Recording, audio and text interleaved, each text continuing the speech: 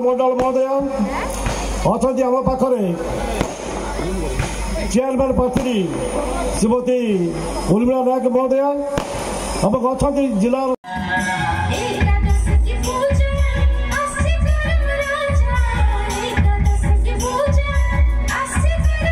प्रथम कथा गोटे स्थिर सरकार एवं ता सहित गोटे उपयुक्त नेतृत्व जे कि विकास को जे चिंताधारा तार थी से दृष्टि आपण अनुभव करुवे आमे नवीन पट्टनायक 24 वर्ष धरी गोटे स्थिर सरकार ओडिशा देछि जो ओडिशा बाहर जो माने शिल्पपति माने अछंती जो माने साधारण लोक भी अछंती जो माने सेमाने मध्य फील करुचंती जे स्थिर सरकार जो आज आईन श्रृंखला परिस्थिति मध्य ठीक अच्छी एवं आमर शिल्प वातावरण मध्य ठीक अच्छी जो विदेश पुंजीपति माने ओडिशा रे व्यवसाय करने से माने गुजरात राजस्थान अन्य राज्य को न जाई आम राज्य को आसुचंती जाफल आम राज्य आउ किछि वर्ष पर एक शिल्प समृद्ध राज्य रे परिणत हम एवं बहु बेकारी युवक को नियुक्ति दबारे मध्य सहायक हम खाली सेतिकी नुहे भारत विश्व रे ओडिशा एक भारत वर्ष जमी एक परिचित देश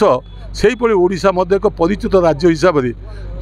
जोठिके गले भी से माने ओडिशा और नवीन पट्टनायक ये दुई जन को जानी गले जाति संघ में नवीन बाबू को आपड़ जानते जे आमर जो खाद्य फूड सिक्योरिटी स्कीम उपरे एवं आमर जो रहा बात्या परिचालन उपरे एवं ता सहित आमर जो ये होता जो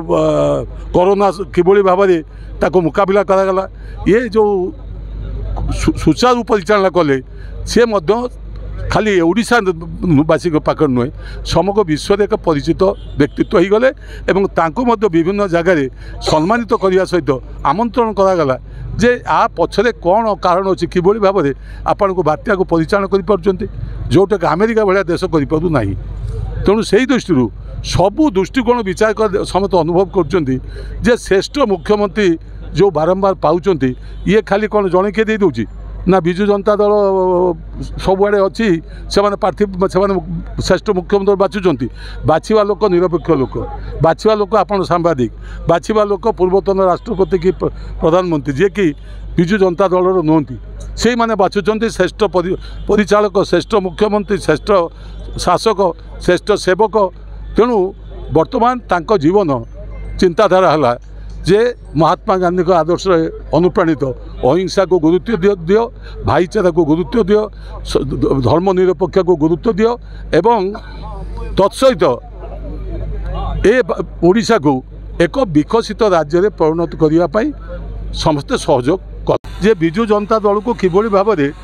भद्रकवासी बा एरियावासी भल पाउछंती एवं किभली भाव में ताको उपस्थान प्रमाण करुच्ची आगामी दिन निर्वाचन में आमे कहूँ कि न कहूँ से माने स्थिर कर सारी जे नवीन बाबू को षष्ठ थर मुख्यमंत्री करने सहित एरिया पंचायत को एक अग्रणी पंचायत विकसित पंचायत रे परिणत करने सहित ओडिशार विकास धारा को आगे नेबे यही जो भावना रखी से माने नवीन बाबू को पुनर्बार बहु भोट रे तांकर जो एमएलए प्रार्थी मैंने 147 जन छेड़ाई 21 जन जो एमपी महोदय छेड़ाई